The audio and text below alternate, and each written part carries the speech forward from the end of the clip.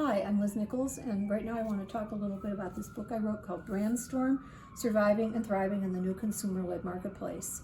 This is an incredibly interesting concept when we think about branding today. Branding has come really into its own. Everyone has a brand. People have a brand, stars have a brand, Can of Beans has a brand, you have a brand, your pet has a brand.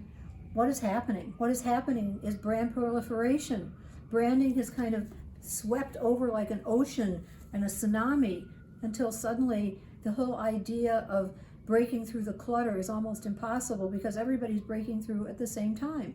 And what does this mean? How can you still stand out as a brand, especially if you are a mega brand where you've combined other brands under one? Now it's a very confusing situation. So how you survive, how you thrive are two things. Number one, you make the consumer connection in a way like nobody else can, and that means emotional connection. You have to own the minds and the hearts as well, both. One or the other is not enough. And the second thing that it means is you have to be a Brandzilla.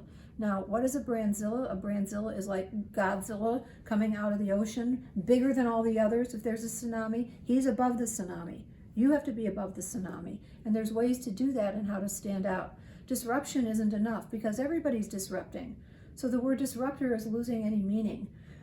This brand proliferation is a disease, and it's going to eat itself to death because what's going to happen is the non-brands will suddenly take over and they will have a whole life of their own, and you'll have a whole bazaar on the web of many, many brands, individual brands, and larger brands will lose any kind of face time and will lose any kind of meaning because they won't seem to have any heart and they will lose the emotional connection.